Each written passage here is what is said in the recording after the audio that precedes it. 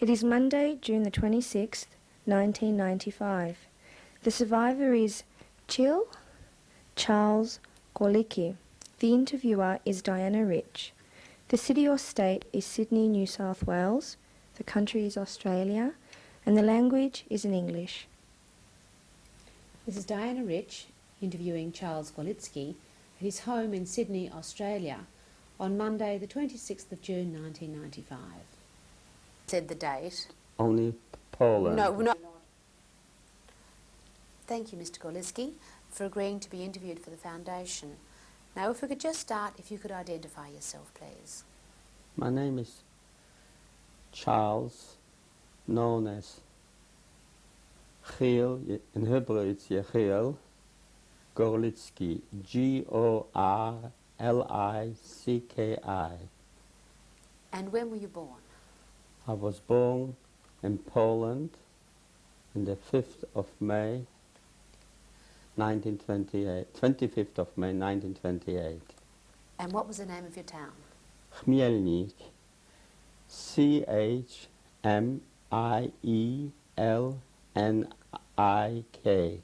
Right. And tell me a bit about your parents. Can you tell me something about your family? Your father? My father was born in 1897 in Chmielnik. He, as far as I can remember, he was a very good tailor, and everybody liked to come and to him to make a suit and so on. And even the Germans came to make clothes and everything. He was really the best tailor in the town. Did he work from home? Yes, he worked in home. We had about 6 people employed. And your mother? My mother comes from a very big family. She was very, very pretty, as I can see in the pictures, and I can remember her. And her father was one in the town, but people respected him. She comes from a very good family, and so on. What was her name? My mother's name was Miriam, M-I-R-I-A-M. Right. And did you have any brothers or sisters? Yes, I had 1 brother and 4 sisters. What were their names? My brother was the oldest from the family, and his name was in Jewish Yossel, but in English you pronounce it Joseph. And your sisters? My sister, the oldest sister, was named Golda. She was dark and very clever in school. And my second sister, the younger one, is the one what survived the war. Her name is Hinda, H-I-N-D-A. And my third sister was Leah. My third sister, I beg your pardon, was Esther. And she had red hair. And the last sister, the 4th sister, was Leah. Right. And what was your family life like? Well, we lived in a little small town, and everybody knew each other. And we were what you call typical Jewish people, but not very, very orthodox. More like a bit like liberal. My father did not have a beard, but we still went to the synagogues every Saturday to pray in all the Jewish holidays, and we belonged, the children, to the Jewish organizations like the Shomer Hatzaya and the Zionist organizations. And what did you do after? Did you go to school? I went to school till the Germans came in, and I finished school not very high, only about 3 or 4 class the highest. And then the Germans did not allow us to go anymore to school. How old were you then? I was 11 years old when the war broke out in 1939. In September, when the war broke out, after a while when the Germans came in, when everything was settled, they stopped us going to school. Right, and your sisters, you said one of your sisters was very bright. Yes, my sister was very bright, and she was older, a few years than me. She was already going to high school, but nobody was allowed to go to school. And what else did you do at home? What was it like at home? Well, as a young little boy, I used to kick a soccer ball around, and I remember especially one day, a Saturday, when I was wearing my best clothes and my best shoes, and I kicked a ball, and the shoe completely went into two pieces. And I was frightened to go home, that my mother might punish me. And did you have a lot of friends in the area? Yes, we had a lot of friends. We knew each other from home, because it was a very small little town, not very big. Were there a lot of other Jewish families there? Yes, there was a lot. Mostly Jewish? Yes, about 80% was Jewish people. The surrounding was more not Jewish because there were farms. People from the farms were not Jewish people. And so in your family, did you ever have any idea of anti-Semitism before the war? There was a lot of anti-Semitism before the war, yes. What can you remember? I remember a lot of things, but in Christmas time, when the people start to go to school, that's the worst time. To church, I beg your pardon, to church. And Polish people are very religious. They start very early. And a lot of them start in the evening, and a lot of them very late in the morning. And they didn't like Jewish people, especially that time, because in Poland the priest always said that's the fault of Jesus Christ got killed because Jewish people killed him. Oh, this was at Easter. In Easter it is. Did he die? Yes. Died, yes. But I mean, in that prayer too, in Christmas time too, yes. The priest always gives them like propaganda to hate Jewish people before the war. You know?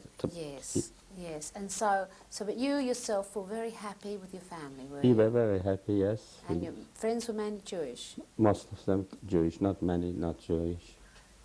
And then, do you remember when the war started?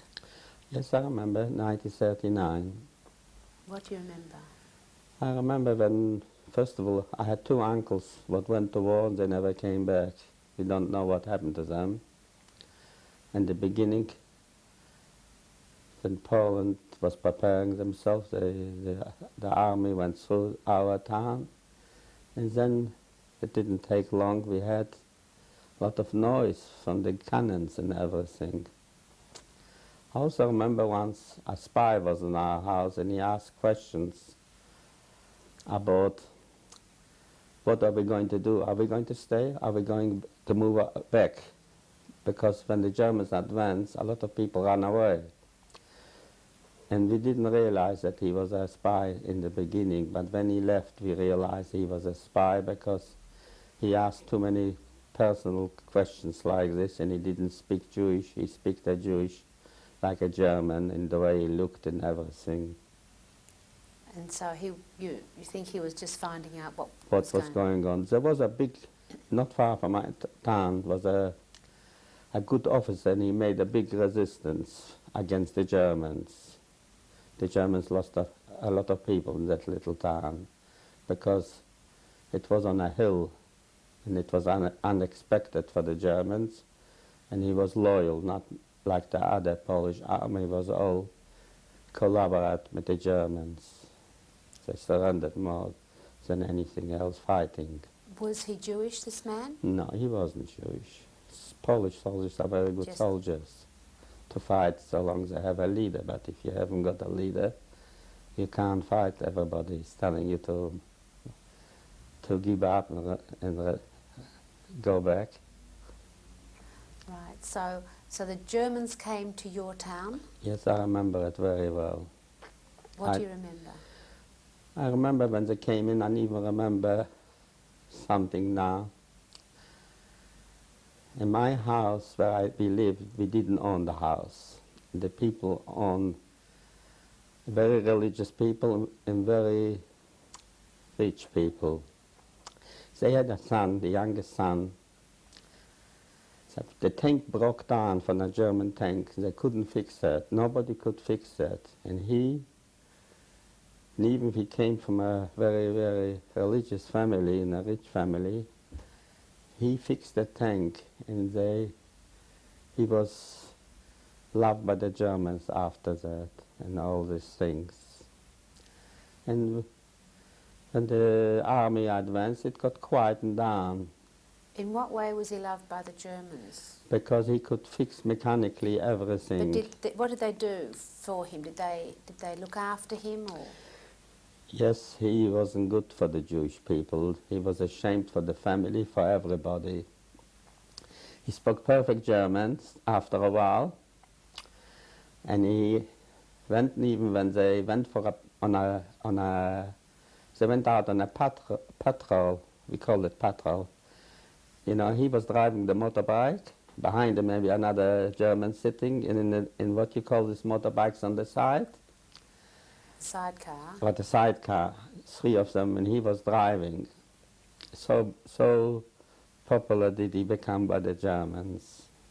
And a lot of them didn't know that he was Jewish. Did he live through the war? He lived through the evacuation from the war. In the end, they shot him like a dog. I find out after the war. Right. So when they came to your town, what changed in your town? But slowly it changed. First of all, they arrested not only Jewish people, but Polish people too. All the people that were educated disappeared. They arrested them and they took them away. Nobody knew where they went. They never came back. When was this? Straight away, when the war was finished. Maybe the beginning of 1940.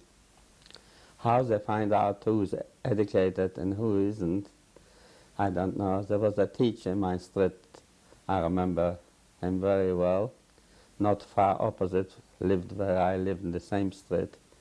And he went, they arrested him, and he never came back.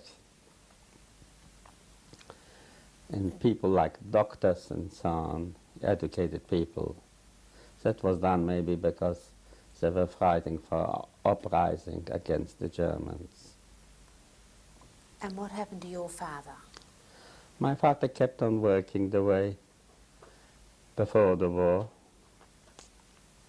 and he started to slowly to feel that the Germans didn't like Jewish people, and they started to restrict us in the beginning, not allowed to go to school and not allowed to have any meetings, and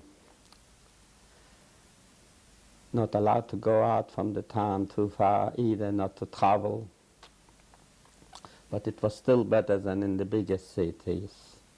A lot of people that emigrated to the biggest cities started to come back to our towns from the biggest city because it wasn't so bad like in other cities. Did you have to wear a yellow star? Yes, and then they forced us to wear a star on the left side from David, and they started to take us to work too. I had to go and work in summer breaking rocks to make roads, and in winter time in 1939-40 was one of the biggest snowfall in Poland, and the snow stopped them to travel, so we had to clear the snow by hand with a shovel. Who else did it with you? Bigger van? Who else did it with you? Everybody, all the other Jewish people had to do this. They forced us to go. Only the men? Only men, yes. And what were the women doing this time? Women were still staying home. And your sisters? Yes, as far as I remember, yes, they still staying home. But slowly, the SS used to come with dogs and unexpected, and whoever they caught on the street, they hit with whips, and the old people had beards, and they cut them off, the beards in front of everybody. And sometimes they arrested the people and they sent them to work. Some of them never came back to that time even. I don't know where they sent them.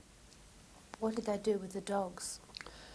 The dogs, they show a man and they scream Judah, and the dog went and bite the man, and whoever it was, children or other people.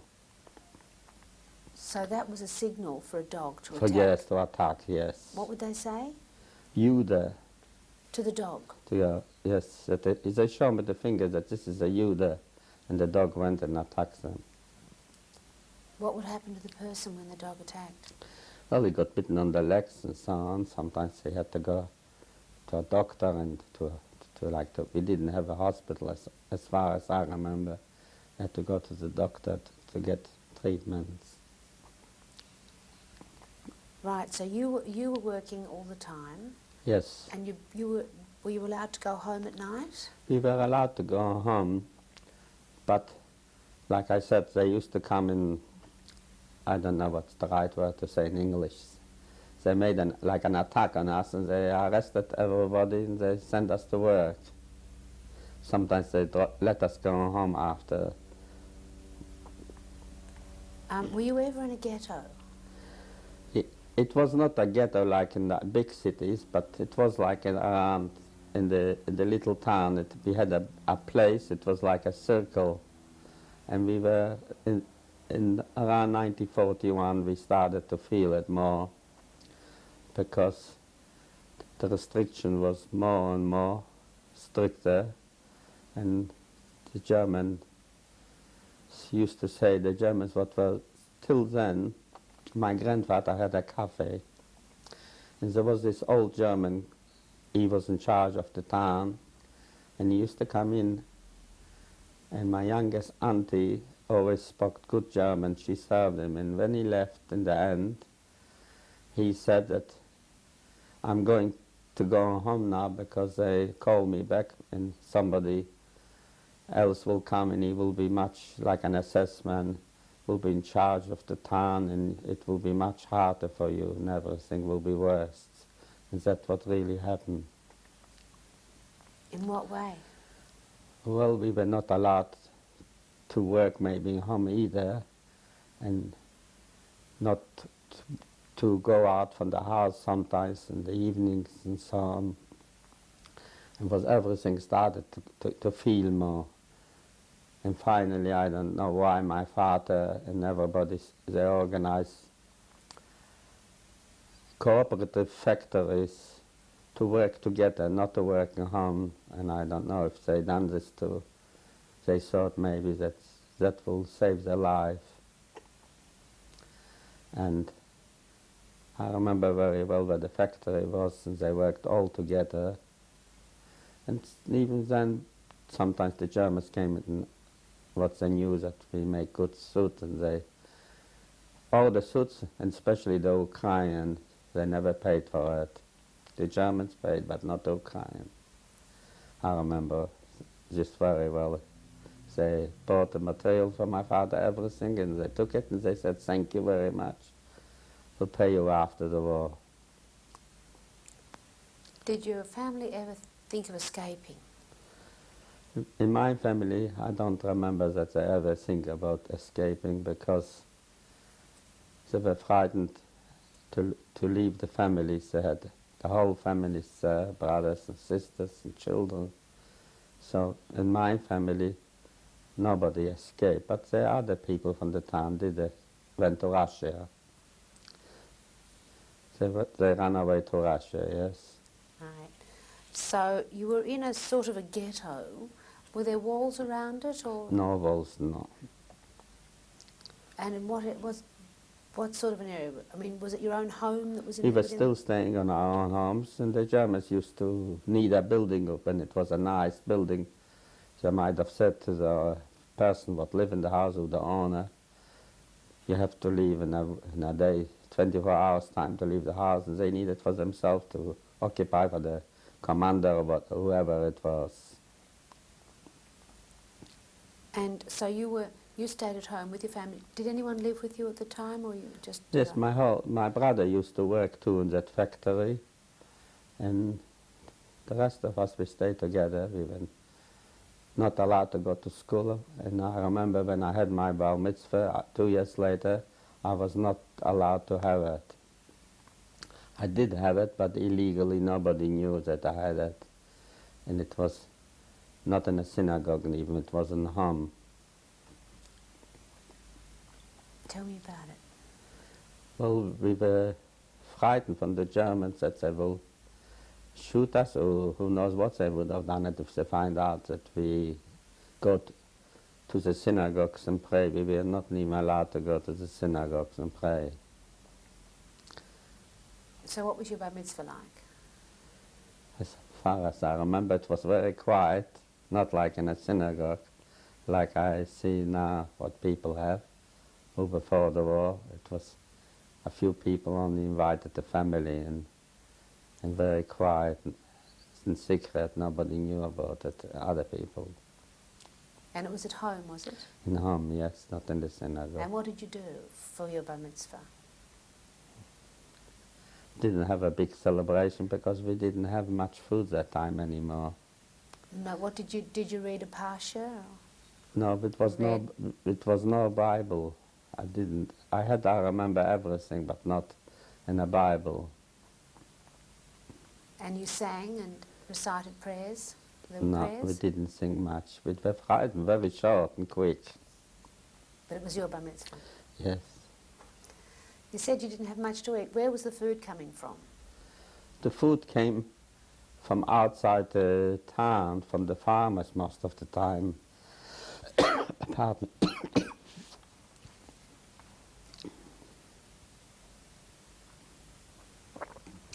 As we didn't work, my parents, we didn't have any money to buy all this food. It started to get very expensive, everything in the wartime, in shortage too.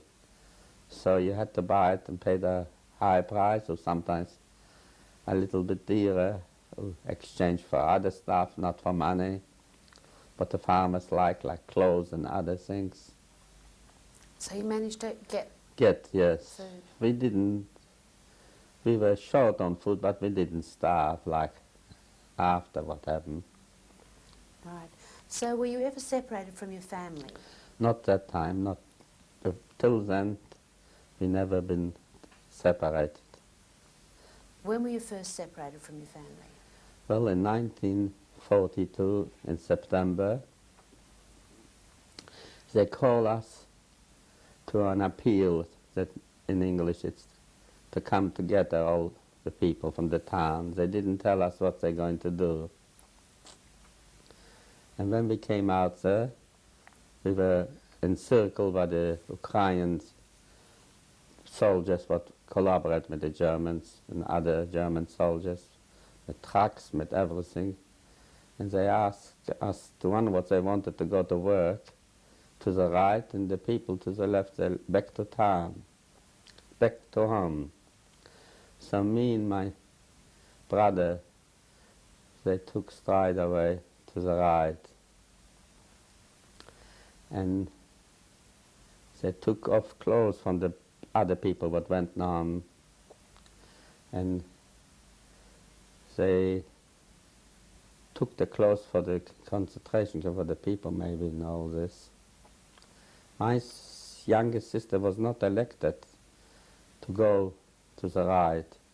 She ran up to my auntie because my auntie knew the Germans a bit from the restaurant, to try to maybe to let us go.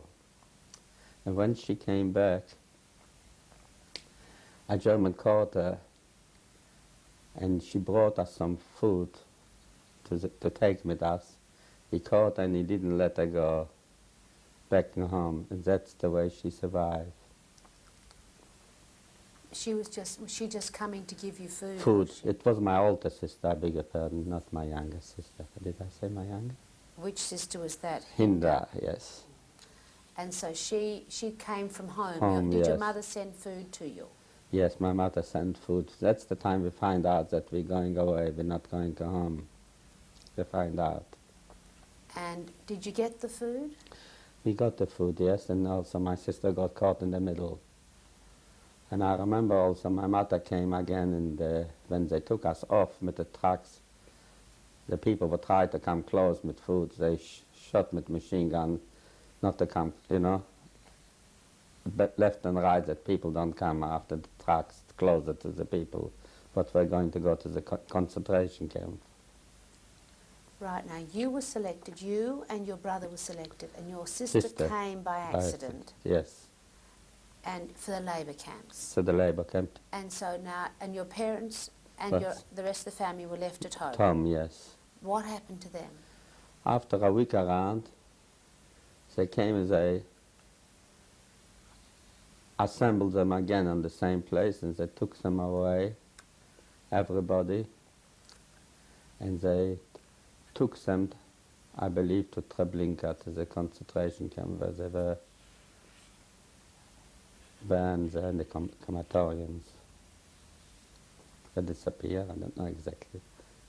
So that was your three sisters, Golda, Esther and Leah. Yes, but my youngest auntie survived the first time. The evacuation, we call it. Not only her, there was a few people what survived. The first evacuation included the policemen who collaborated and other people. And I was told after the war she had a baby. And when they call again to evacuate, there was a Polish policeman what liked my auntie very much, and he promised her he will make her free, but she has to hide the child. So we had this servant from our neighbor, my grandfather's servant that lived not far away, opposite in the street. She could speak Jewish very, very good. An old lady, never had any children, with a husband. And my auntie, I was told, left the child with her, and they went down to the appeal where they were.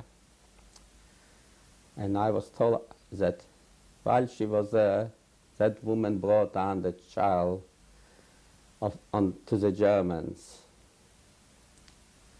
And the Germans shot that baby in front of the mother of my auntie. And my auntie started to scream in German because she spoke good in German, and they shot her too that day I had. How old was she? She must have been around late 20s or 30 only, maybe only around 25 or 30. So she was betrayed? Betrayed by that Polish neighbor that worked for us all her life. How did you find the rest of the people the bystanders, the neighbours that weren't Jewish? Nobody was very helpful to the Jewish people. They didn't like us before the war, and during the war maybe they were frightened. If they tried to help us, they might be shot for if the Germans catch them hiding a Jewish person. But there was a few people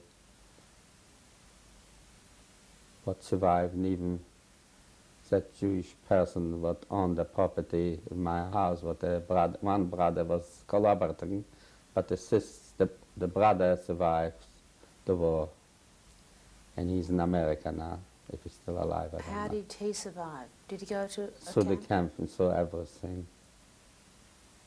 While his brother was collaborating Collaborating, yes. Germans. Germans, yes. So that was the last thing you heard of your own family, was they went Of to my Treblinka. family, yes. And Leah would have been 9 or 10, would she? Now, yes. At N- no, that at that the time, yes. yes. And Esther, she was born in 1930, Yes, and so she would have been about 12. 12, yes. And Golda, who was born in 1923, she would have been about 19. 19 years, yes. And they went with your parents? With my parents, yes, away. The whole family went except me, my sister and my brother went to the concentration camp, to Skarżysko Kamienne.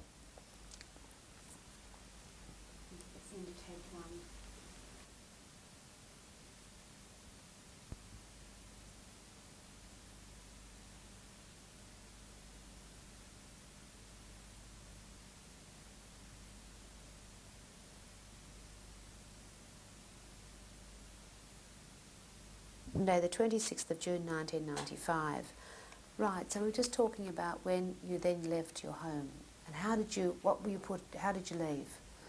We left in trucks. They put us on trucks and the soldiers were on each corner on the trucks to guard us. And they took us by truck to a city, Skarżysko Kamienne. That was a ammunition factory making for the Germans for the war. It was three sections of the factories. One was A, was the best, B was better, not so good, worst, and C was the worst. Now we were sent to B. But before we get on to that, just tell me, what was the trip like? How long did it take? Must have taken about 4, 5 hours. And who else was in the truck with you? My brother and my sister. Many other people? Was it cramped? From the town, yes, there was a lot of people. I had a very good friend, and he was with his father. His name was Benjamin. And we went all to this camp. And were they mainly young people, or? Mainly young people and healthy people. They didn't take your father? No, they didn't take my father, because my father would have been, by 90, when the war, in 1942, you would have been by then already maybe around 50 at least. So they didn't take such age people. So, did you have any idea where you were going? No, we didn't know where we were going. When we arrived, it was very frightening. How old were you? I was 14.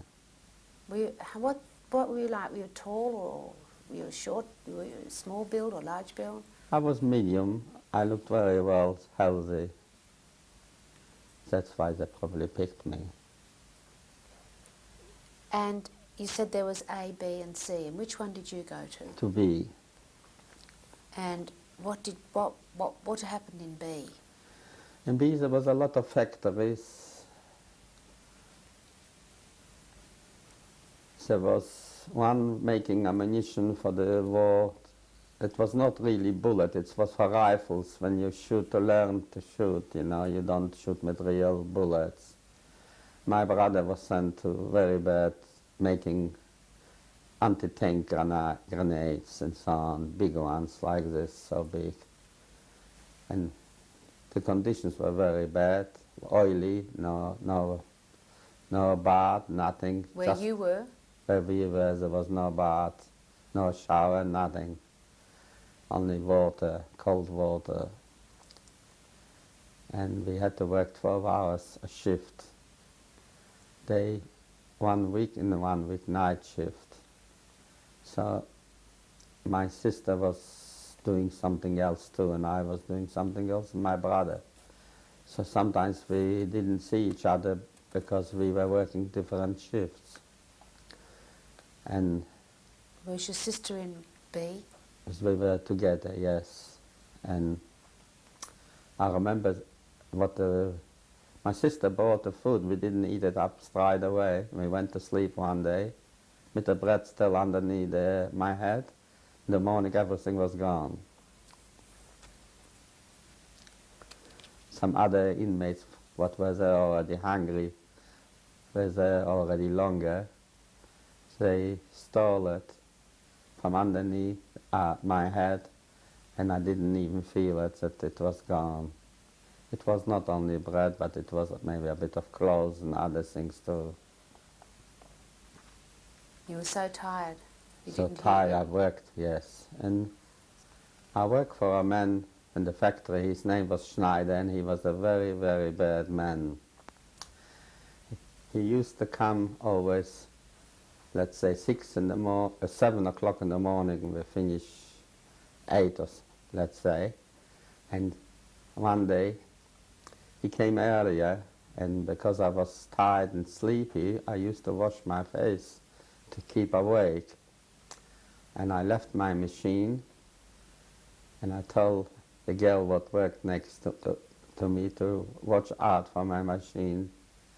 And he caught me washing my face. He took me into his office, and he whipped me with a whip 5 times for this.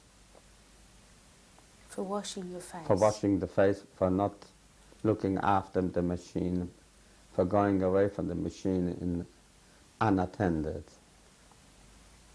And so, were you punished in any other way, or did you see anybody else punished at all? I saw a lot of times people punish, but he punished me on the spot, not in front of everybody.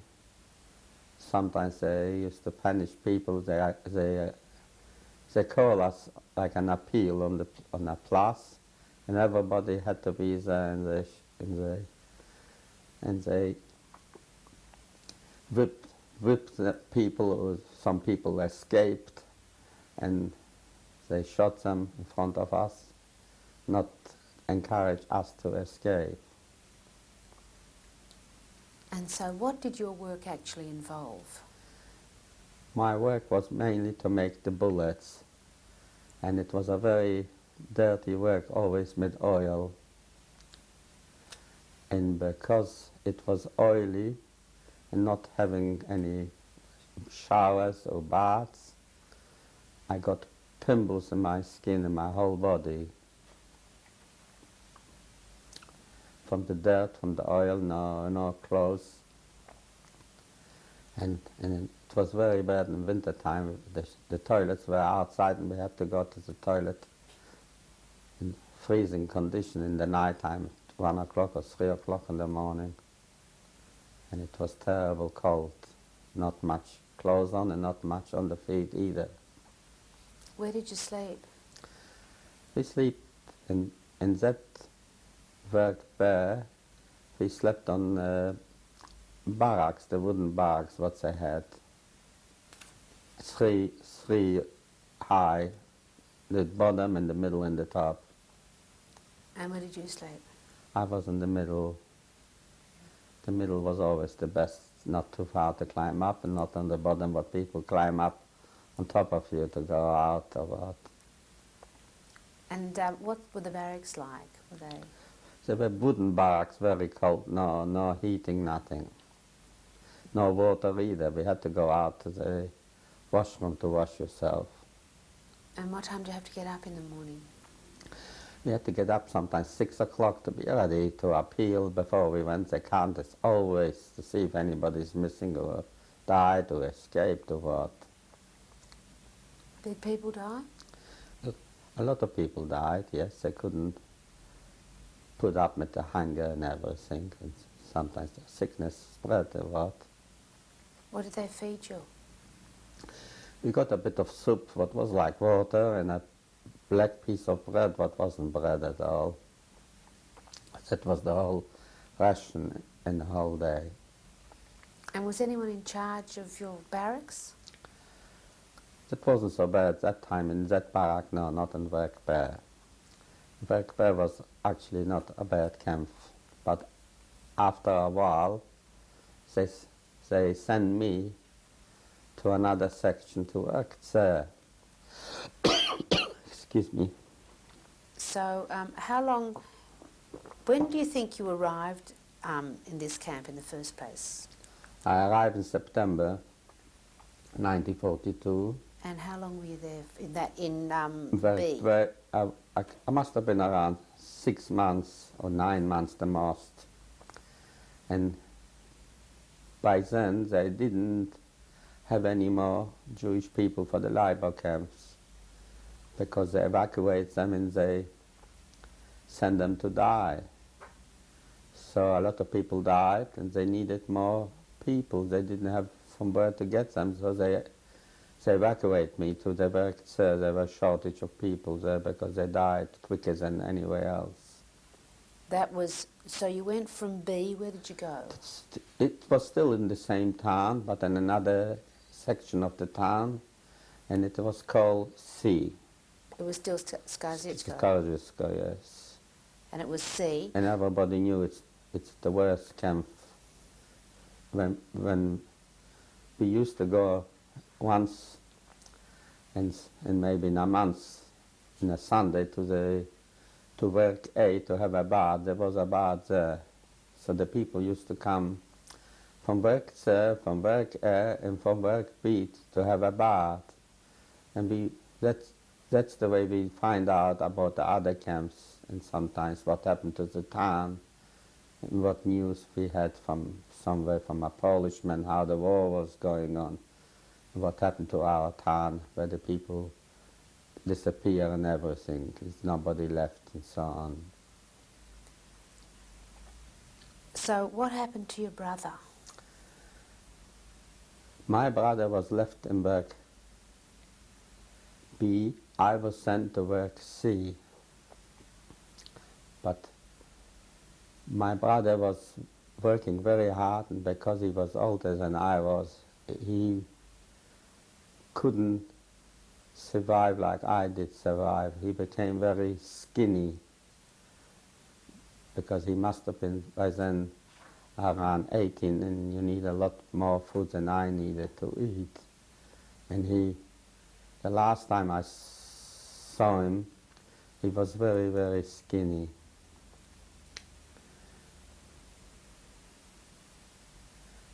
And when I wasn't work there, and I came one day to have a bath, somebody told me that my brother was shot because he was sick.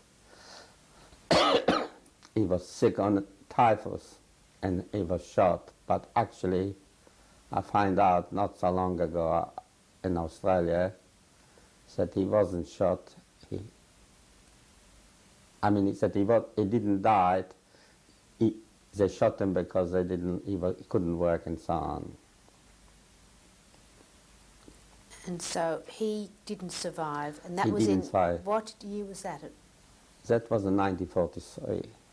And so what, and then your sister, did you hear where My she sister was? went to work A, and she worked in that good camp. And I used to run away from the bath into the factory where she worked. I knew where she worked, and I went and I saw her. And sometimes she expecting me to come, and she had something to give me, some food. And sometimes we used to, where I used to work, we were yellow, like a canary. We were making water mines. Powder, like a baker is white, I was yellow like a canary. And we had very yellow face and the skin and everything was bitter. And when we used to see the people carry soup for the Camp A, and two people were carrying it on each side, so one of us dived in to pinch a portion of soup. Nobody could eat it anymore from the camps. They had to give it to us because the soup was so bitter nobody could eat it from the other camps, even if they were hungry. Because of the yellow in your hands? Of yellow hand, yes. And after I came to that camp, all my pimples disappear. I still have marks. The powder eat up the pimples from the oil and made me in the skin a little tiny holes. What I still have, I think, in my arms. And also my clothes got eaten up in pieces because of the powder, and we didn't have any clothes much on, one shirt and one jacket or something. And that was all the clothes we had, and the powder eat everything up. Were there any people who were good there, like Capo or anyone? So it was a lagerfeuer, we used to call that time. We didn't call it a kappa in that camp. And his name was Eisenberg. And the whole family was like running the camp. One was in charge of the storeroom from clothes, and one was supposed to be the doctor or something to do with medicine. And they were very well off, very nicely dressed, and they didn't feel like we were hungry and all this. They had all the luxury what they could have in a camp. Were they a Jewish family? Yes, they were Jewish people. They collaborated with the Germans. It was all one family. And I remember once I was sick and I couldn't go to work anymore. And I stayed home, and the boss from this factory's name was Walter. And he came to see me, and he let me stay home to have a bit of a rest 1 day or 2 days more. And I was hungry that day, and I went to see my friend from my little town, but his father died already. And we were together always. We survived the war together from the first day till the last day. So that time I went down to him to get a bit of food from this family. He used to work for that family, polish the shoes, washing up the dishes and so on. So one of the little girls, she was only about maybe 10 years old, saw me, and she asked him who I am, and he told her that I'm from the same town what he is, and that he knows me and everything. And they had a pity on me. They gave me a bit of soup that day and asked me to come with her to the uncle what was in charge of the storeroom where the clothes was on. And I went to the storeroom to the uncle with her, and he gave me some clothes, some new clothes, because all my clothes was falling to pieces. She took me up to the other cousin or some relation what was in charge of the medicine, and he gave me some cream because I used to be burned here from the powder, and she gave me that time. He gave me that cream, and so her, if not I wouldn't have got it without her.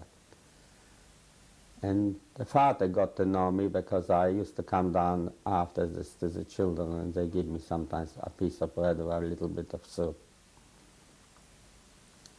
Because you were only the same age as the children, weren't you? I was 4 years maybe older than them, yes. 5 by then. Did you ever find out what happened to that family? Yes, I found out when we were evacuated to another town, to Częstochowa, they all ran out to the forest with the money they had and everything, the whole family and some other people. And the Polish partisan caught them. They didn't know who they were, if they were Jewish people or who they were, and they shot them all and took away everything from them, all the gold and everything. They didn't survive the war. Why did they run away from the camp? They didn't want to be evacuated to another city. They thought they will run away to the forest and they will be saved by the partisans. Now, what were we saying? You were saying you were doing some work. This was in Camp C. Now, what Yes. work were you doing there? In Work C, I was making ammunition for blowing up bridges, or water mines it was called. And it was pressed like a box of matches from powder, very hard. We were 4 people to a machine, and it was made from 4 parts, that little machine, to put in the powder. And one man was putting in, after we put in the powder and everything, he put it in like to a press, and he had to close the that little window where he put it through with an iron steel door, that if it explodes, it doesn't come back to us and kills us. And sometimes it did explode. And the German could tell whose fault it was, because steel was very, very expensive that time in the wartime for them. They needed steel. And when the steel was black, they knew the part of that part who was supposed to clean it. And they punished. And even the person that put it in could not sometimes put it right in the place. And if the press came down in an edge, it would have squeezed it sideways and it would have been an explosion. It was an explosion. And sometimes they used to take out from this machine 1 or 2 people and shoot them straight away. Because it made a mistake? Because it was there that the people thought what worked in that machine. Were you ever punished when you were working on those machines? I was punished once by the man. They all used to come in funny hours, so you never knew when they came. They were supposed to come, let's say, in night shift, 7 o'clock. They came at 6, so in the middle of the night or what. And he caught me to make I had to put it into the machines through a funnel. So a funnel, and I didn't use the funnel. I put the powder in from a cup direct into that little machine. And he caught me doing this. And he took me out and he hit me with a whip like everybody else had a whip. He came with a bicycle. Every time he came, he was riding a bicycle. And his name was Walter. I remember it very well. So how long were you there for? I must have been there till around the beginning or the end of 1943 or the beginning of 44. That camp. And then, well, that would have been when the Russians were advancing. Right, yes. When the Russians advanced, they tried to evacuate us to another camp, to Częstochowa. Tell me about the evacuation. What happened? They called us out again in a place, everybody, and they made right and left. I was told to go to the left to be shot because I was very weak and wasn't good for them I wasn't where to send another camp to them. So when I went to the left, I didn't go to the left. I ran into the people that already were going to the right, and a Jewish policeman chased me, and he wanted to take me to the left, and the man was in charge of the camp, like a copper, that man, his name was Eisenberg. He called him and told him to let me go. And when I came into the barrack, in my barrack, everybody said I was taken to be shot. They didn't see me, so they thought I was already going to be shot, and everybody was shot when they went to the left. What did they say when you arrived back in the barracks? What did you say?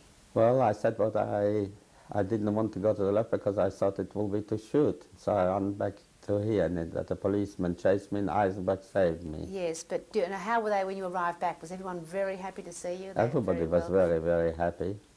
Yes. There was some people that didn't go out, and they hide themselves, and they didn't go out on the appeal at all.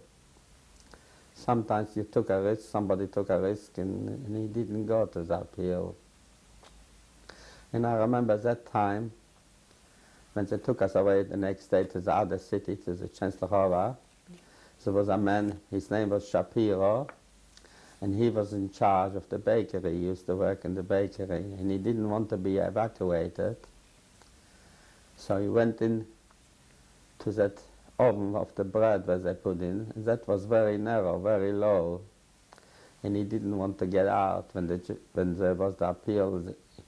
The Germans knew him because he was a tall man and skinny, and he didn't want to come out, and they couldn't get in to get him, so they made a fire and burned him alive in that oven.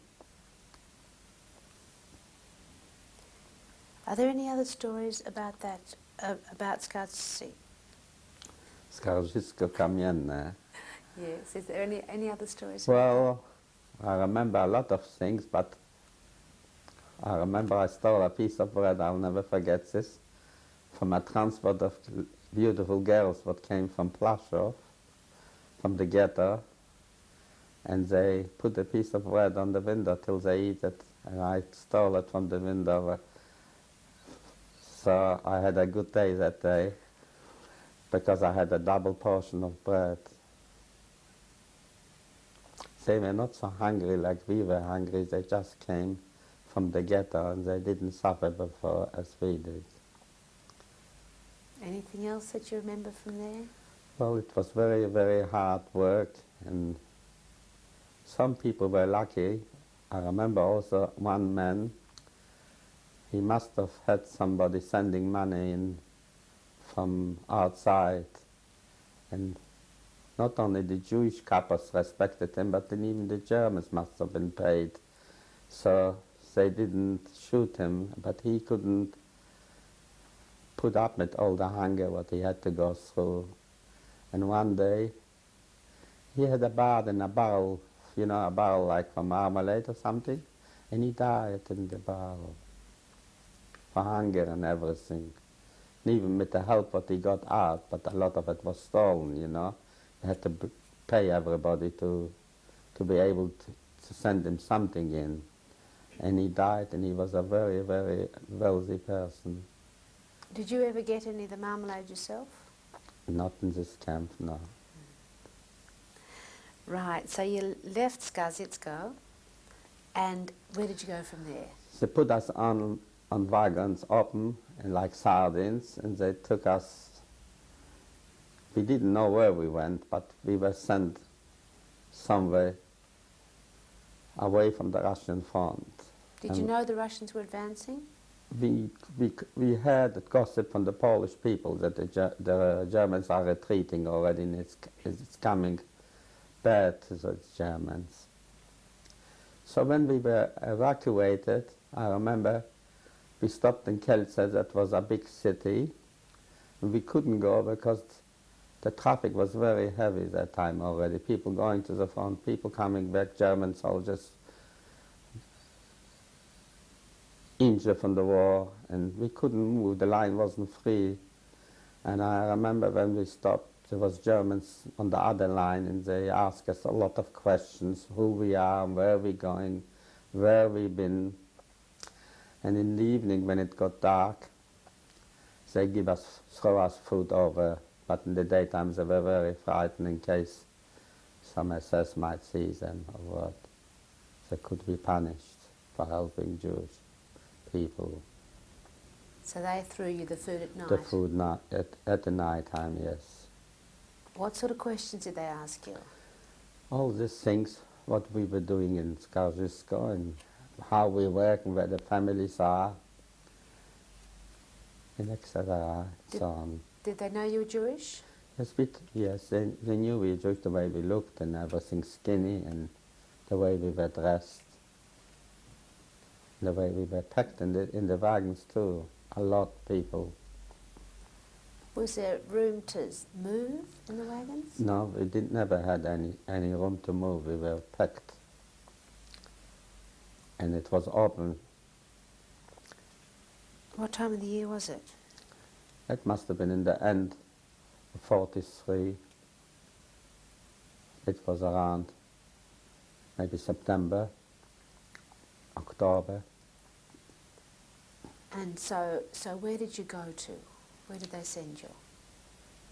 They sent us to Częstochowa. That was another city with a lot of factories, not all in one place. I was sent to a place called Raków, and this was a iron factory, like they making iron. What is it called in English? A foundry? A foundry, yes. And it was very, very hard work and dangerous work, because sometimes I didn't do this work, but some people got killed by the iron runs and it goes through your body. you know, it kills you because it doesn't come out sometimes in the place you expect it. When it runs, it goes in another way sometimes. And if it runs, it was hot in the, when it runs, it's very hot, burning. And it could kill you so either way if it comes on you, on yourself, if you don't watch it every time to be alert and to see where it's going when it's come backwards and forwards. So what did the work involve? Making always iron for the war and every, you Get know, the molten, molten, yes. you'll get the molten, you know, the liquid, the boiling iron, the boiling... First of all, you have to prepare it where it runs with sand to lie, put the sand all in one place, the way they want it to run, like square pieces. Make a mold. Mold, yes, like chocolate, you know, like a mold of chocolate. But bigger pieces, much bigger, heavy to lift them up, and it's very heavy. And then to Like take how some... big? How big? Show me. Oh, a lot. Show me with your hands. So big pieces. Yeah. And when they were finished, you had to break them up and load them up on wagons to take them away also. So it was very, very hard work in that camp. And where was your sister? My sister, I didn't know where she was, but I found out after the war that she was in the same town as me, but in another camp, also in a better camp again. I was always in the worst camp. In Czestochowa. In Częstochowa. And what was she doing? Do you know? She was making ammunition the same as before, but much lighter ammunition too. We all had to work for the war, ammunition, but much lighter, not in steel like I was working in steel. Right. And was it only Jewish people in the camp? Only always Jewish people in the camp. Sometimes there used to come Polish people to work only. They were in charge of us. And they went home every day. And they didn't eat the soup what we got. They had their own canteens. And they didn't live there. They went home every day. They came and they went home. And you'd have the same sort of food as before? Or? Yes, that soup, what wasn't much soup, like water, and a piece of bread, what wasn't bread. It was black and terrible. It wasn't much bread at all. What was it? It's hard to say what it was. Like, it was maybe, I don't know what it was inside. Not flour, but other stuff mixed. And how often would you be fed? Only once a day. One piece of bread and a bit of soup. Was that the morning or night? It was in the afternoon. When we came from work, sometimes at work too, yes, sometimes at work. How would it be divided up, the bread? They had them cut, every piece it was cut already. We got it in a piece, not in a group. Everybody got a piece, and the soup was given by a man what was like in charge of the soup. And he had a measurement to put into you whatever you had. What did you have? I had made from an iron, what you call a aluminium or iron pot made with a handle on the around to carry it. Everywhere you went, you carry it with you. Who made them? They give it to us maybe when we came in the beginning in the camp. And what were you wearing at this time? Well, we wore the same clothes what they were giving me. The family from Eisenberg, what they give me. And I had a good jacket, I remember, in that camp, what the uncle gave me from these children. And a Polish man offered me to sell him the coat, and he'll give me for a few months bread. And I give him the jacket, and he give me maybe for a few days bread, and then he stopped giving me. He didn't want to give it to me anymore. So how'd you manage without the jacket? It was very bad. It was very cold, but I was more hungry than...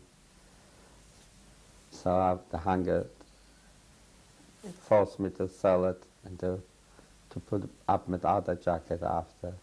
So you trusted him? I did trust him. He was very nice man to me, but that time when he talked to me softly and everything. But after he didn't give me the bread anymore. Just for a few days? Probably just for a few days, and that was the end of it. It's very cruel, isn't it, to a young boy? It was very cool. It was cold after and no bread and nothing.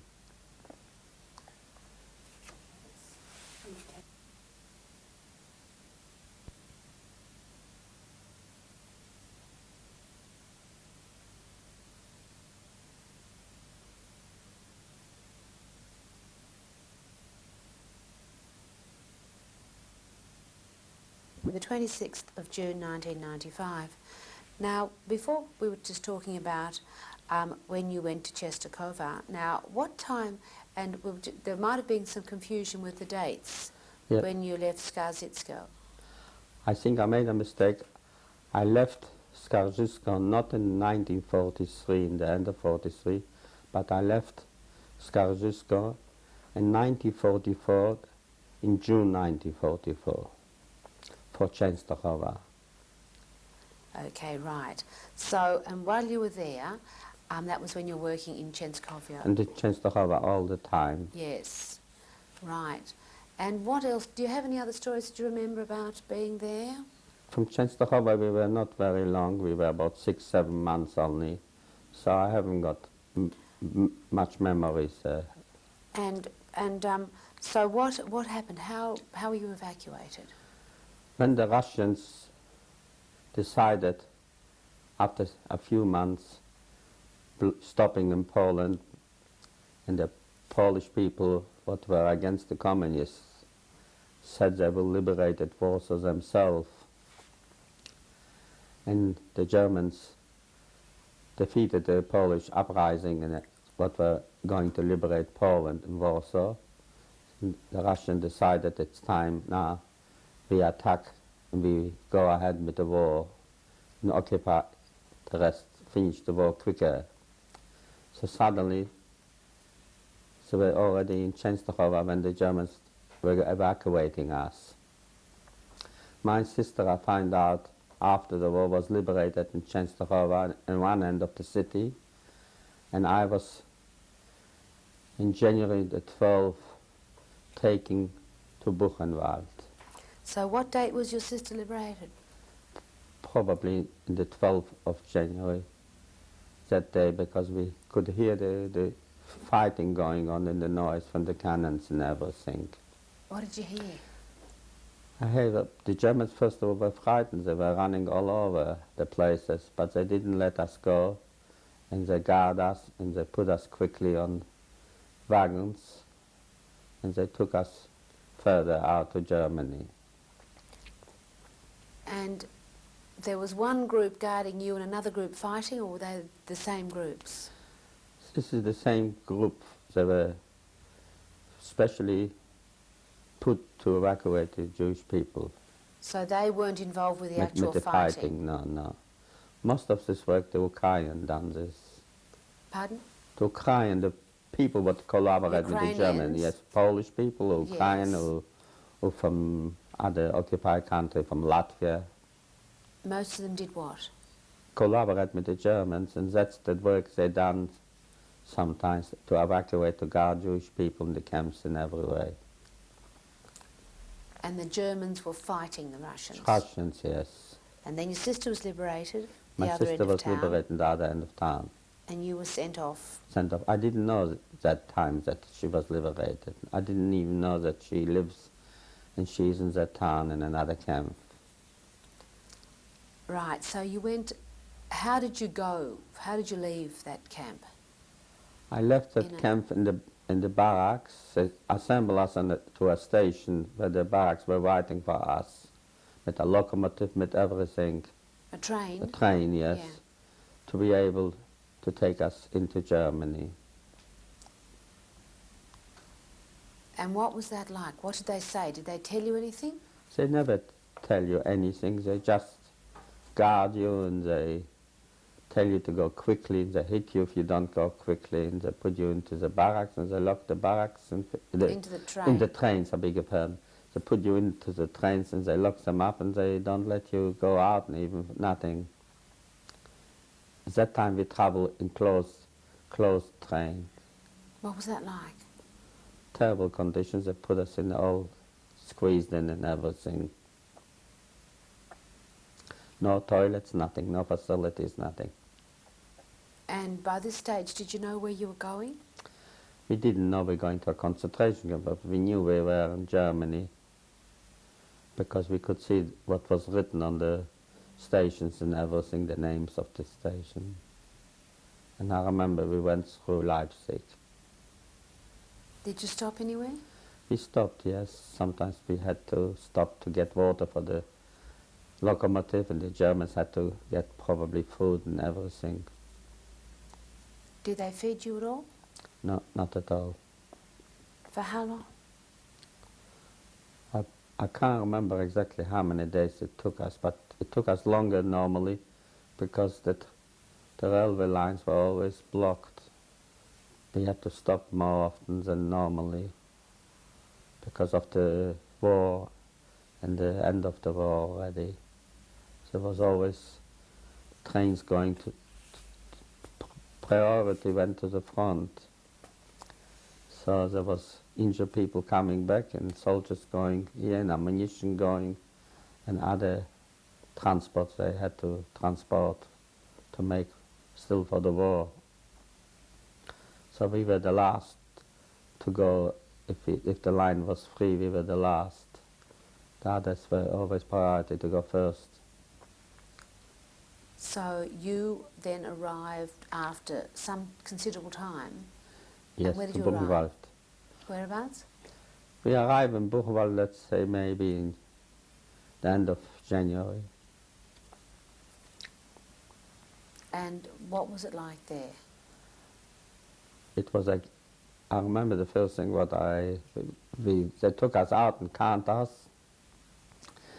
in a place, and then we had to pass the Germans, and they give us a number. Till then I didn't have a number. And they give us a number, and they give us special clothes to wear. What were the clothes like? The blue and white clothes with a hat too, with stripes like from the concentration camp. I never saw this before. And where they put the number? And they give me a number, and I stitched it on. Where did you stitch it on? On the left side, on here. On your clothes? On the clothes. And you had to wear those same clothes all the time? All the time, yes. And what were you expected to do when you were there? Everybody was placed straight away on a transport to go out to work. But I was lucky, they never called me. I think the factory might have been bombarded. They never called me out. Was there a selection when you arrived? It was no selection, but they must have selected you by the numbers you went in. This 50 or 100 people go to this factory, and this 100 people go to this factory. So all the people that went were expected to go to work? To work, yes. And they did send everybody out to work, yes. So what did you do? I did not go anywhere to work at all. I was very, very lucky in Buchenwald. They didn't send me out to work. So what could you do? What did you do all day? Well, we sit in the barracks. I was sent to a barrack called number 62. I remember it was opposite the laundry, where we washed ourselves and everything. And I was with a lot of Hungarian Jewish people there. And what did you do all day? We didn't do nothing much. We had to go every day to the appeal in the afternoon, and sometimes in the night time we could hear the American planes making noise over our head, and then we had that they would drop bombs not far away from us. And sometimes they made a mark on the sky, like the concept, the camps they made it. You know what you call this when they made that? They market on this, like the Coca-Cola advertisements and things like this. What, they make a sky ride? Yes, Who did? the planes, The Americans? whoever it was. And what would they do with it? Would they make, like... Not an advertisement. No. They made them like a map where the camp was, around a circle. They knew there was a camp there. So would they bomb the camp or not? No, they didn't. But sometimes accidentally they fall a bomb. But they knew there was something there because they marked it on the sky. And did you know what they were doing when they were doing that? No, I was too young to understand that time what they were doing. And what would you feel when you saw the Americans coming? We were very happy when we had the planes coming over our head, and after we had the noise, the bombs when they dropped, they were making 50 kilometers away from us, a lot of noise. Even 20 was noisy. And the Germans got very bad that after this, they took us out on us. They took it out on you, did they? Yes. What did they do? Well, they hit us and they make us work in the camp sometimes. But your group was never sent out. My group was never sent out, but I was not on my own. I was mixed up with everybody in the barracks. We were together, but when they would have called you, they would have called you by the number. And were you with your friend still? I was still with my friend from my little town, yes. And Benjamin? Benjamin, and he had one number after me. We were together all the time, and we always said we don't want to be split up. And that's why we got a number next to each other. Do you remember what your number was? 116,210. And his was 11, was it? Yes. And so how long were you there? We were there for a while, and then the Kappers from Buchenwald came in and found out there's children in that block. And one Kapper was a Polish officer. His name was Gustav. He was a Jewish man. He was put to Buchenwald in 1939. They didn't let him go home because he was an officer. And the officers, a lot of them, they killed or they sent them to concentration camps. So he came and he put me in to another barrack. And he asked if anybody from where we come from, any Kappers there. And if there was one man what was a Kapper, he nearly killed him. He hit him so hard with a whip, and everybody else could do it, help, that he nearly killed him. The Kappers, yes. Not only one, but every group what came, he always went around. After a while, and he asked if anybody was a Kapper or a policeman or so on. What, and Gustav, what nationality was he? He was from Poland also, Jewish And from why Poland. do you think he was doing this? Well, he tried to revenge from these Jewish people, what they collaborate with the Germans and to make them suffer too. Then finally, he took all the children from that time from every barrack, and he had a barrack only with children. And he took us into his block. It was number 66. It was right on the bottom, and we were divided, Polish people on the one side on his side, and Hungarian on the other side in Czechoslovakian. On the other side was the man what was charged on the camp. He was Czechoslovakian, not Jewish man, and he was a lovely man. He was sent to Buchenwald because he was communist. And he was charged on the Hungarian, Czechoslovakian, and Gustav on the Polish children. And I remember the first night when I arrived, and I stayed in his barrack, and I was right on the top, on that time in that barracks, on the top of the bed, of the bunks. And he saw me and he asked me from where I have such lovely chicks ready, he said. And I told him that I have lovely chicks because there was a friend of mine, another friend, what went from Skaržisko straight to Buchenwald. He didn't go to Częstochowa, and he told me that he knows Gustav and I arrived to Buchenwald very well in all this. So I told him that I'd been in the camp where that Kanne was his name, where Kanne was, and I worked very, very bad ammunition, and I was working for water mines, and I was yellow and everything because I wasn't yellow anymore that time after being in Częstochowa. And I told him I'm like a rotten apple outside, very nice, and inside rotten. And a few days later, the Germans got some marmalade and they couldn't eat it in the city. The closest city was Weimar from Buchenwald, and they didn't want to eat the marmalade because it wasn't fresh. So they brought us to the concentration camp, and they brought us to our barrack for the children.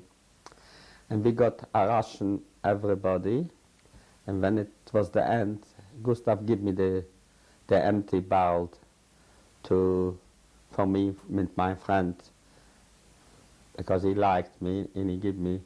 That was a big thing in the wartime, to be able to get the empty barrel with jam or soup, whatever it was in the wartime. And I've been eating so much jam I couldn't even eat anymore. And I had a full pot left for next day with my friend, both of us. And then my friends were waiting when I finished. They took over and so on. It was nearly made a hole in the barrel.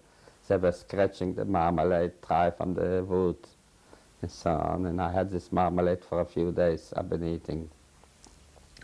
And after a while he took me in to his, to be in charge on his little room what he had, that I clean his shoes and I prepare him all the things like, I don't know what it was called that time in the wartime, to look after him, what he needs to polish shoes, clean his room, prepare the tables and a table what if he had and so on. And I became very close to Gustav. But that was a very, very short time. We were about 60, 70,000 people that time in the peak in Buchenwald, and then when the Americans advanced, they called us out on an appeal to get out and again take us away to another camp to evacuate us. And I was going to go out, and Gustav made me go into his room and another few boys, including Kanne and my friend what I had, I took him in, and somebody else. We were maybe, I don't know, 10 boys in his little room, and we had a blanket on the window, and we covered it, and a lot of the friends what were in that camp were evacuated, and they never survived the war. And we were hidden there for a day or 2 or 3 days till the Germans completely disappeared and the Americans came in and we were liberated. And what date was that? In the 11th of April 1945, but I'll never forget. It's my second birthday. Tell me about it. Well, we were in the camp when the Americans came in, and we were frightened to go out because we could hear a very close shooting, and all the people, like the Blockelster and Gustav and the other Blockelsters, there was a lot of German people in Buchenwald. In 1933, when Hitler came to power, he sent them to the camp that was built for the Germans, not for the Jewish people, that camp Buchenwald. Everybody was against him, communists, and against him he sent to Buchenwald. So all these people were organized, and they took over, and they didn't let us run around because we might get shot accidentally too by the Germans. There was still a few Germans around. And by the Americans when they are advanced. And I remember the first jeep with black soldiers, American soldiers, when they arrive and they saw us and they give us chocolate.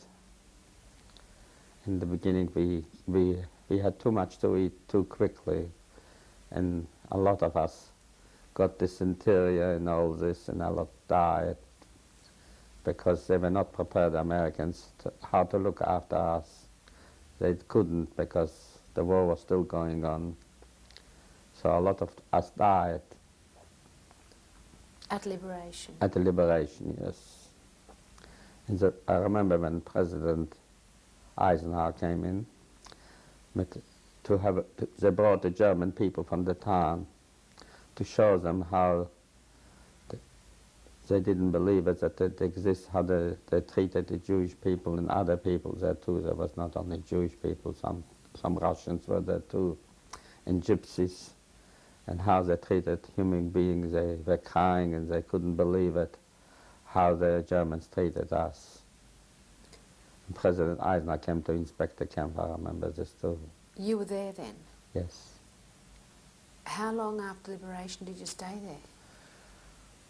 I was liberated on the 11th of April, and I stayed there till around the beginning of June. And then they prepare us all the children to evacuate to France.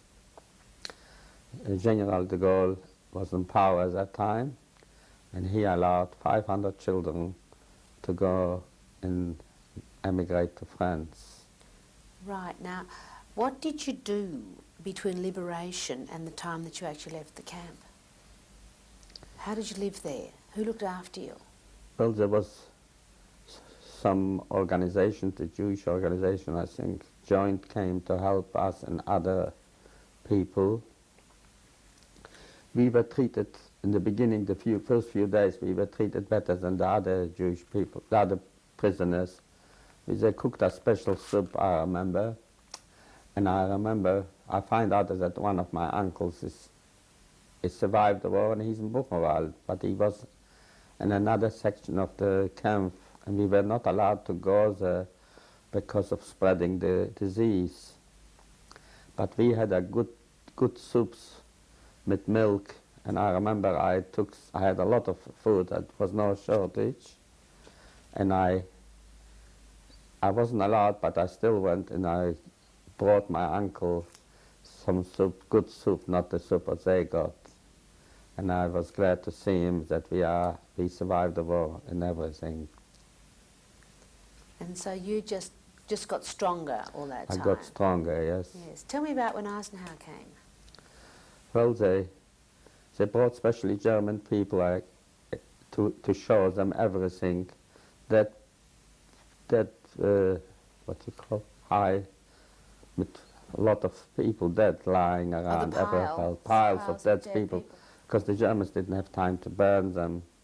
That time there was a crematorium in Buchenwald, and they didn't have time in the last few days to do it. And even we were liberated, there was still a lot of people dying all the time. So were you expecting Eisenhower? No, we didn't expect him, no, not at all. All we wanted at that time was food. And what did the Americans do when he arrived? What was that like? Well, first of all, because he was a general, he was always guarded, and not by himself he was a lot of officers around and everybody with soldiers, and he couldn't believe it what he saw. And you were still there? Yes, we were there in the camp, yes. There wasn't many liberated. From the 70,000, maybe 10, 20, 15,000 people were liberated. Out of 70? Yes, the rest was sent out. And then some did, but some died after? A lot of them died, yes. Every day a lot of them died, because they were so slim and skinny and everything, they couldn't survive. And then they started to eat it. Fat food wasn't good, everybody. And so what did you look like at the time? I was also very skinny and small, very, very small. Were you very weak? I was very, very weak, yes. But you hadn't done any work for a while, so I you didn't do for a few months, yes, that's right. For 3 months, around 4 months, I didn't work at all. And you're still with your friend? I was still with my friend, with a few friends from Skaržisko Kamiene to what I had from the beginning on. And then what were you told then, that you would be? We were told that we're going to be where we want to go, actually. We want to go to France, or go home, or to Israel, and I choose to go to France because we always follow each other. If one went there, we follow. We were like brothers, one to each other. You and Benjamin? Benjamin and the other friends too from the war, what we were liberated. So we always stick to each other. They said we're going to France, so I said I'll go to France too.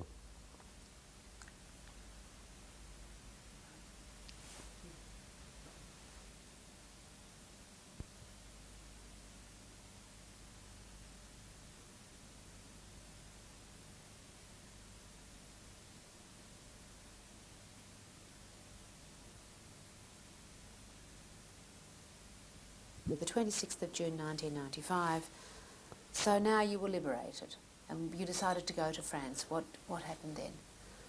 We were sent by trains to France, and there was some people came from the Jewish organizations to look after us and to take us to France. Some people were from the Red Cross, and they looked after us on the way to the train, and I think we hadn't even sisters, because a lot of us were sick. Not everybody was healthy.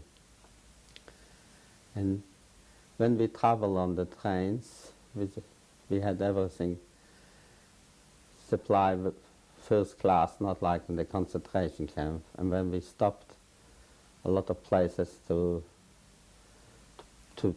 take food or to stop, because we had to stop to go and have a break, and we done a lot of damage to the German soil where we were, when we stopped in the stations or where we were everywhere.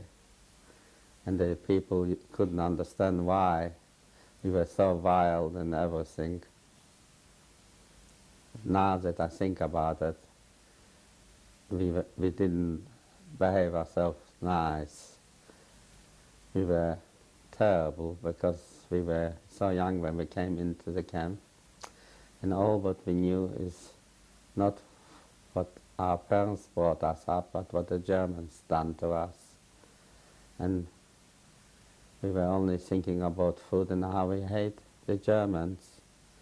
If I would have found around that time a case of gold and a case of food, and he would ask me, what do you want? I would have taken the food, not the money or anything, gold.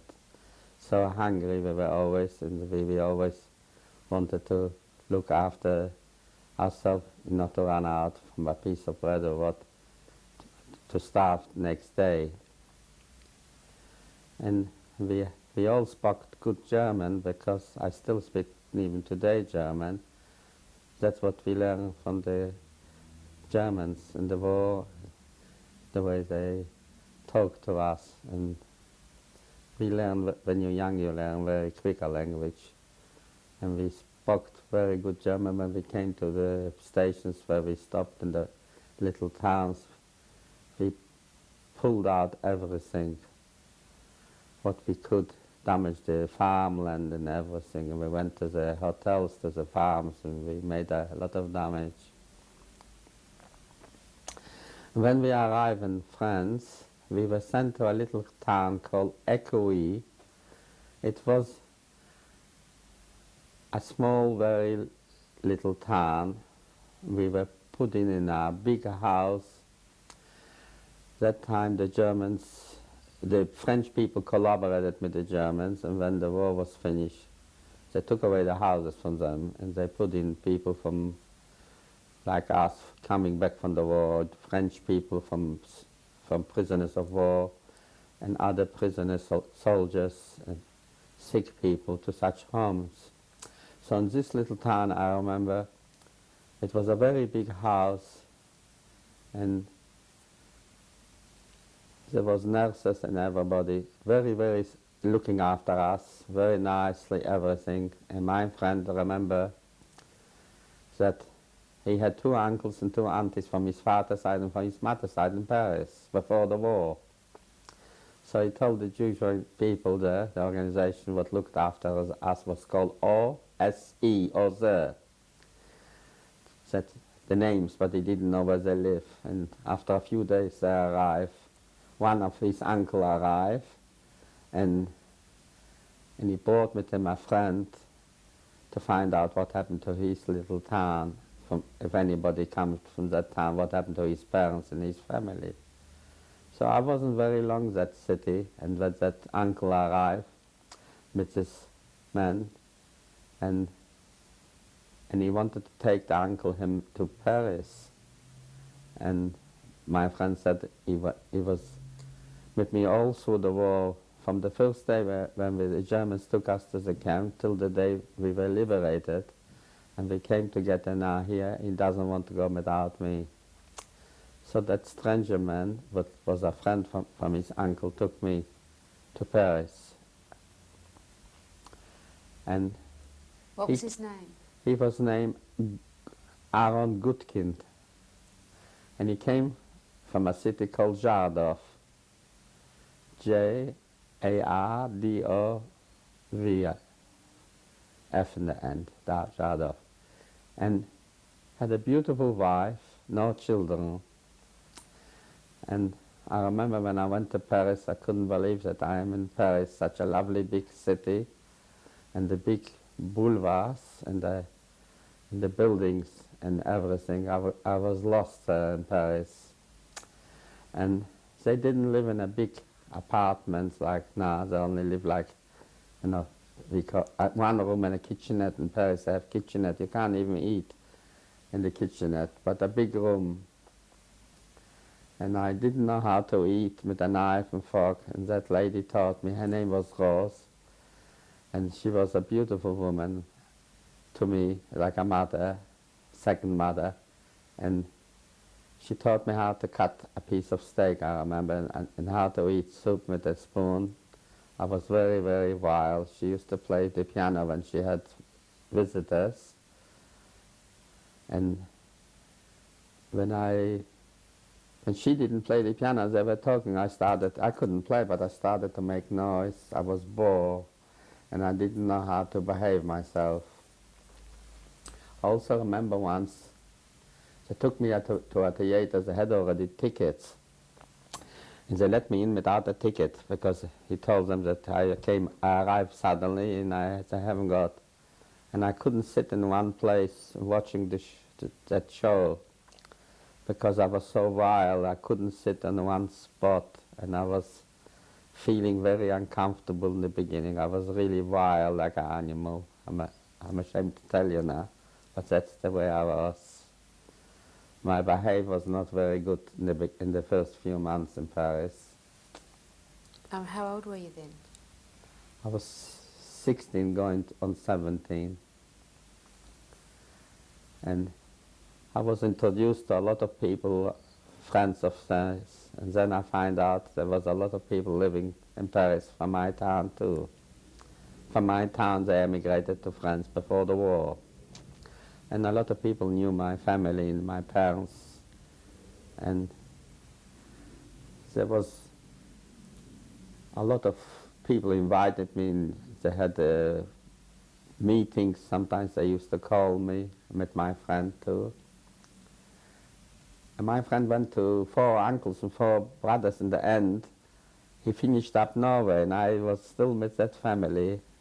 They were very nice and to me, and they give me the money what was sent from the organization to look after me for the board and everything, and make me the clothes what I have the first pictures too, and dress me nicely, not in the clothes what I came to Paris. I was wearing German material, made a little suit for me. Everybody had the same.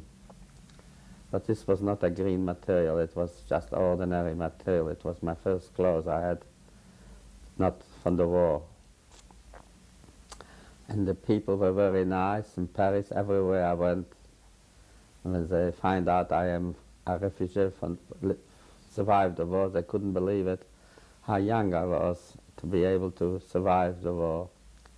Also in the beginning I was sent to very big hospitals to check me up, to doctors all over. And the doctors said that I will be all right, and I'm lucky. I was so small, that's why I survived. My body did not need so much food like I would have been 4 years older, like my brother maybe. And that's why I survived, and I will still grow. I was very, very small for 17 that time.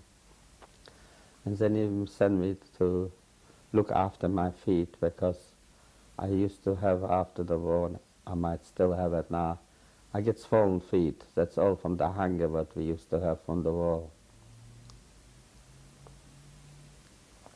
And so did you speak French? No, I didn't speak French, and I couldn't speak because I was always with foreign people. So after 6 months, I was sent to Lyon. And outside Lyon was a beautiful house overlooking the river, also from a Frenchman what collaborated with the Germans, and didn't give it to him back straight away. They took it away and put us in that home. It was a children's home, and people came from Paris like me for holidays. And there was only French boys what survived the war, hidden in the French underground with the French people, and the parents disappeared in the concentration. They were Jewish, yes, and the parents didn't survive. And nobody could speak a foreign language. So I had to learn French, and I learned to swim there too. I was already 17.5 or 18 nearly, and I couldn't swim. And in the river there was a lot of people looking of us, and sport too. We made a lot of sport and teach me how to swim. And nobody could speak a foreign language, so I came back to Paris after 3 months being there. Everybody said I speak French already. That was good. Did you ever tell anyone your story? No, I didn't tell anybody, but people knew what we went through, but I never told anything to anybody all my life. Right, so you came back to Paris, and did you stay again with that family? I stayed with that family. Sometimes I was so in love with my friends that I used to go back and stay with them for a few weeks. Where's that? They had homes in Paris all around. There was a lot of homes for children. One was Versailles, where the chateau is, not far away from that little town. And outside Paris, not far, was Vézinay, a place.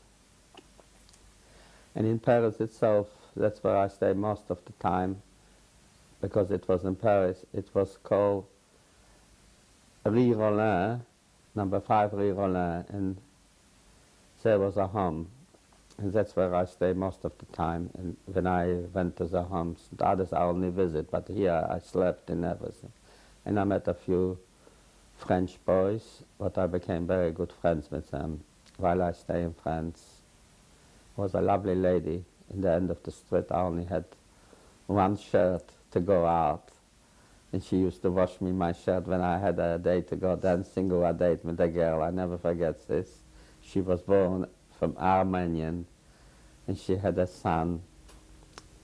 Also, while I was staying in Lyon, I met a lady. She was a school teacher, had a son.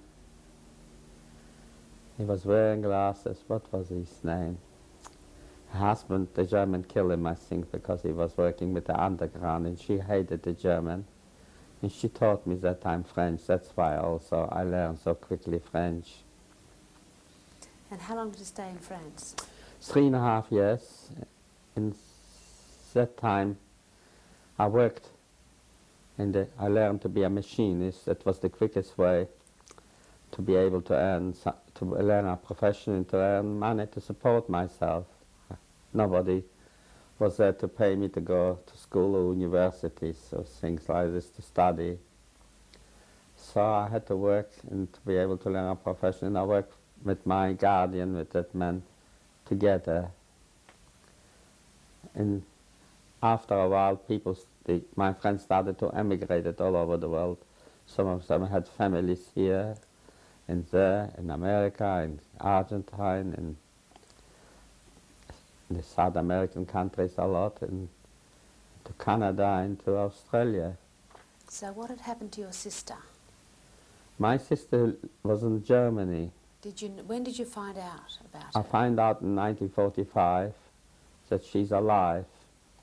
When I was in France, I didn't get a visa. I just went without a visa across the border through Strasbourg, I remember, to see my sister. She was in Landsberg, a city called in Germany. And she stays there, and I went and it was very dangerous to go. That was the beginning of when I arrived to France, and maybe in end of 45, and it was very dangerous without papers to go, because sometimes they think you are a German or still a spy or what, try to run across. And I still went, and I remember how the cities were bombarded everywhere when I went across the bridges. I was frightened the bridge might collapse. It was temporary bridges, and the cities were completely ruined. And I saw my sister, and my sister wanted me to come with her to Israel. She was what you call a Zionist, and she wanted to go to Israel with all her friends. And some of the boys and girls were there, what we were to get in the concentration camp, especially two girls.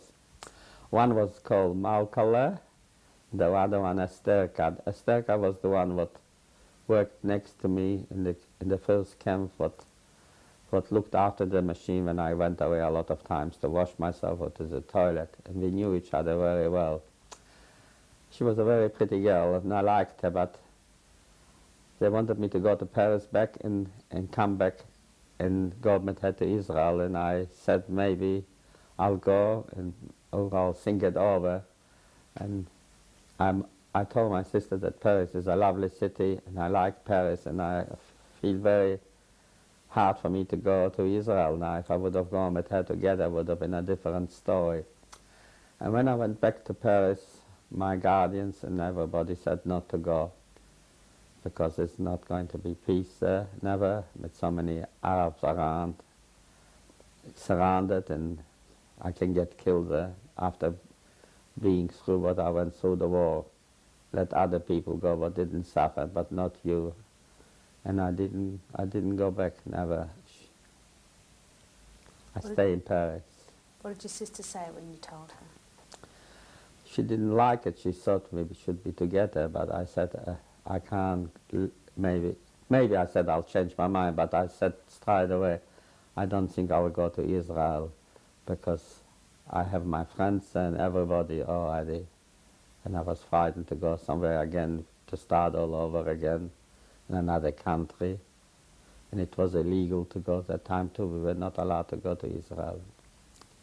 Right, so eventually you decided to leave France. Yes, I decided to leave France maybe around the end of 47, 48, maybe 48.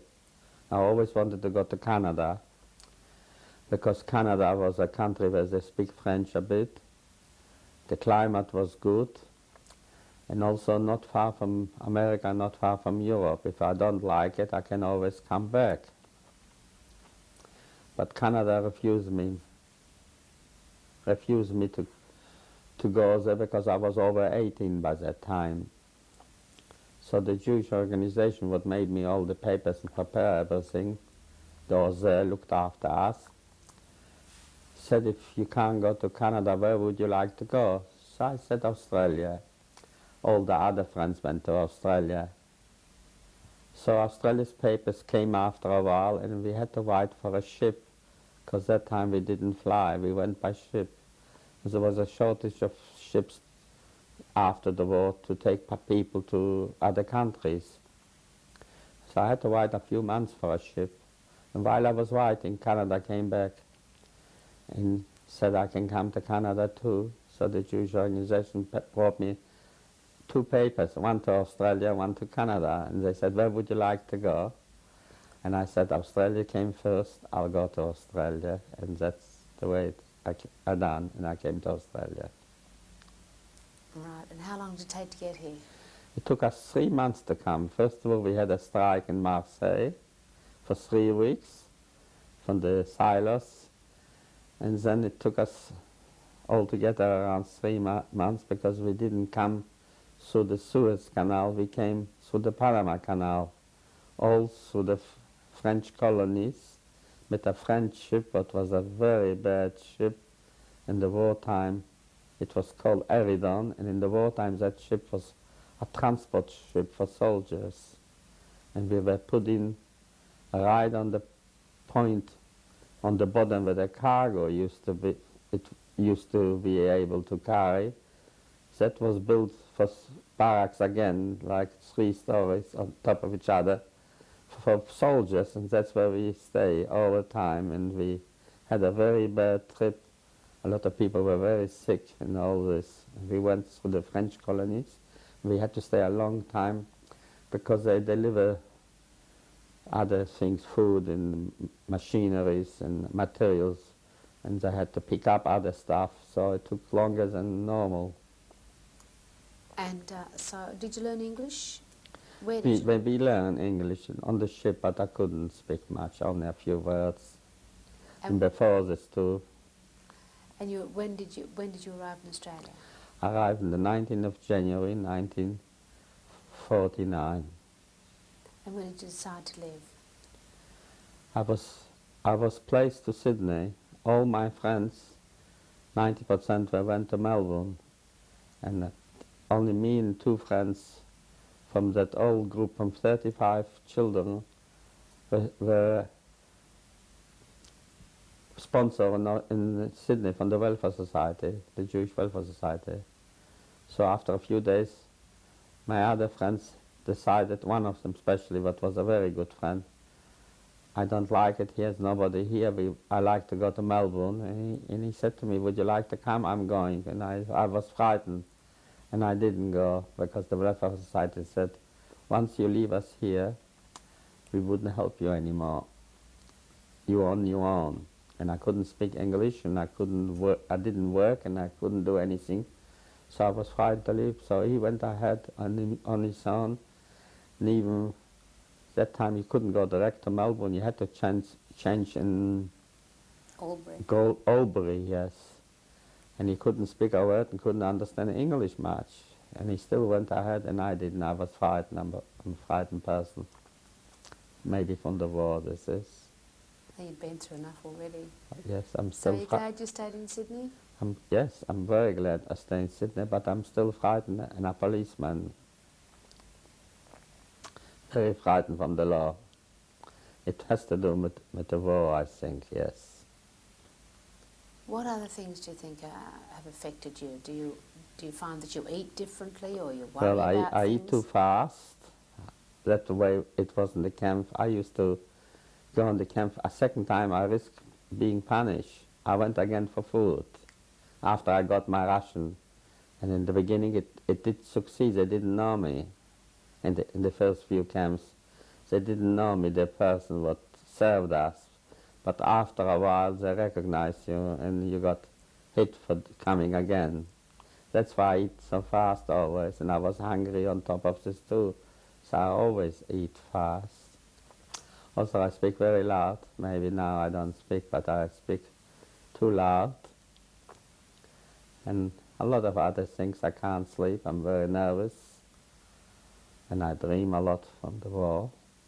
I can't watch a movie from the war, what the Germans done about the concentration camps and things like this. If I watch something, my whole night is spoiled.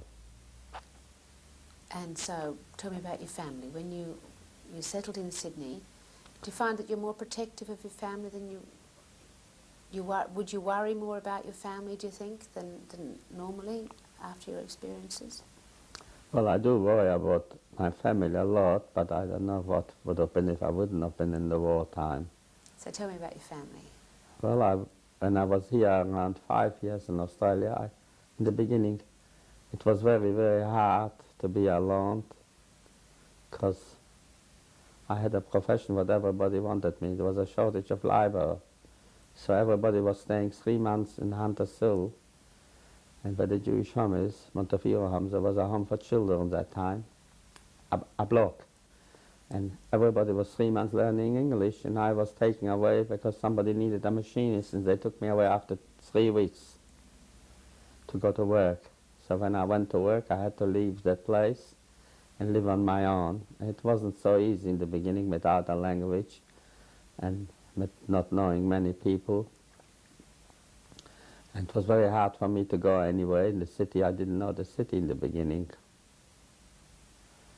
And to go to work with the bus from Hunters Hill to Gleisville, and from Gleisville I took the tram to the city, and in the evening the same. And I remember it was a nice office lady. She was a beautiful girl where I worked my first job. And she always made me maps how to go somewhere, where to go, Pitt Street and George Street and everything. And my first 21 birthday was in that factory. And the people were very nice to me. I remember they bought me a tie for my 21st birthday. It was something I never forget this. That tie, I had it for years. And I always look what I had for my 21st birthday because I didn't have any party, nothing. But were the Australian people good to you? Yes, very, very nice. They tried to explain to me everything, to talk to me, but I couldn't understand very few bit of English. And so, did you marry? Then after a while, a few years passed, I met a girl and I fell in love and I married an Australian girl. What was her name? Yvonne. Yes, and you have children? Yes, I have 4 children, 3 boys and 1 girl. And what are their names? My oldest son is Mark, then is Susan. Mark is after my father, Mendel. Susan's name is after my mother, Miriam, the second names. And then I had Tony, Anthony, and 11 years after David, the youngest. The 3 were very close to each other. And grandchildren you have too? I have 6 grandchildren, 3 boys in New Zealand from Anthony, my son, 1 girl from my son Mark, and my daughter has 2 girls. And so is there anything you'd like to say in conclusion at the end of this interview now? I don't know what to say.